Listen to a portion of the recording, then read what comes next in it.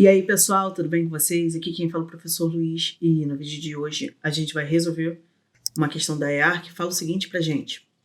Um jovem preenche totalmente um recipiente retangular de vidro com fatias de pão de forma e sobre essas coloca uma camada homogênea de queijo ralado com a intenção de derretê-lo em um forno de micro-ondas. Como o recipiente caberia justo no interior do forno de micro-ondas, ele retirou o prato giratório, pois não teria como girar, e colocou o recipiente diretamente no fundo do forno e o ligou. Após o tempo normal para o derretimento do queijo, o forno é desligado e aberto. O jovem percebeu que a cobertura de queijo apresentava um padrão retangular de pontos em que o queijo derreteu e entre esses pontos o queijo não derreteu. Entre os pontos que o queijo derreteu, ele percebeu que a distância era sempre de 6 centímetros, conforme ilustra a figura. Supondo isso ser fenômeno da formação de ondas estacionárias entre as paredes do forno e que a velocidade de propagação das ondas eletromagnéticas no ar seja de 3 vezes 10 a oitava metros por segundo, o jovem calculou a frequência utilizada no gerador de micro-ondas desse forno. Assinale a alternativa que apresenta corretamente o valor. Olha só, gente. Quando você tem ondas estacionárias, significa que você vai ter uma sobreposição de ondas. Tem uma onda passando, e aí tem outra onda passando de mesma natureza. E aí, o queijo vai derreter aonde a diferença de amplitude dessas duas ondas aqui for máxima. Beleza? Então, você vai perceber o seguinte. Esse menino, ele viu que vai derreter nesses pontos aqui, ó. Primeiro ponto, ó, vou pintar para você ver, ó. Esse é o primeiro ponto. Aí, 6 centímetros depois, tem o segundo ponto. Depois, tem o terceiro ponto. A distância entre esses pontos é de 6 centímetros. Beleza? Aí você vai falar assim, pô, legal, Luiz, então o comprimento da onda é de 6 centímetros? E aí eu vou te falar, cuidado, não é? Por quê? Porque quando a gente está falando de comprimento de onda, o comprimento de onda é a distância entre dois pontos consecutivos. Então você tem que escolher uma onda para você enxergar. Ou você olha para verde, ou você olha para vermelha. Aqui eu já estou te induzindo a olhar para vermelha, porque a gente tem dois pontinhos aqui. E aí você vai olhar o ponto associado à crista e o próximo ponto associado à crista.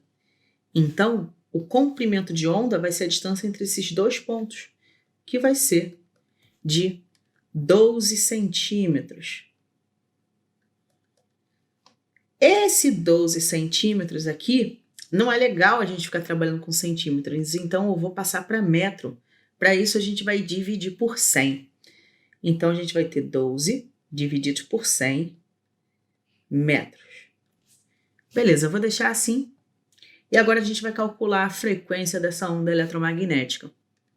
Só para a gente não ficar trabalhando com esse 100 aqui, a gente pode escrever como 12 dividido por 10 ao quadrado. E aí eu pegar esse 10 ao quadrado aqui, eu vou deixar ele assim, porque vocês vão entender o que vai acontecer. Beleza?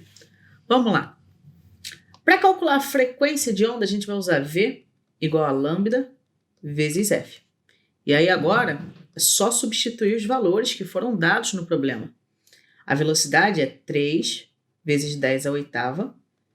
O comprimento de onda a gente calculou que é 12 sobre 100, né, que é 10 ao quadrado, vezes a frequência.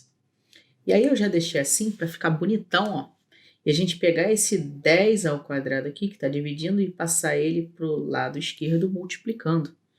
Então, você vai ter 3, e agora observa bem, ó, você vai estar multiplicando duas potências de base 10. Quando você multiplica potências de base 10, você vai repetir a base e somar os expoentes.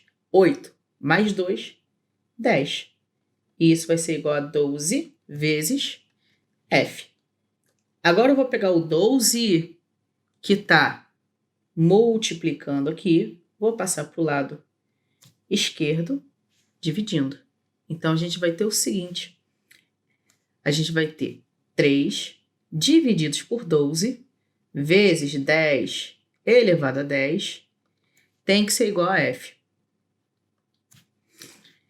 3 divididos por 12 é 0,25, pessoal.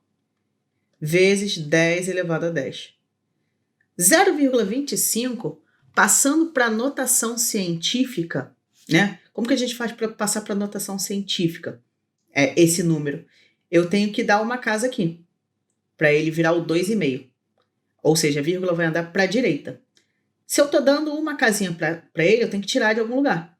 Então, eu vou tirar do expoente.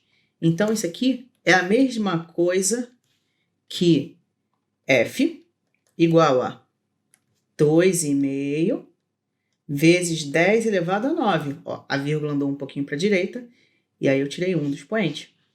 Esse 10 a 9, ele tem um significado especial para a gente, porque ele é o giga, ele pode ser o prefixo giga. Então, a nossa frequência pode ser escrita como 2,5 gigahertz. E assim a gente vai chegar no gabarito da letra C. E assim a gente encerra a questão. Eu vou ficando por aqui. Desejo uma ótima semana, bons estudos e até a próxima. Tchau, tchau.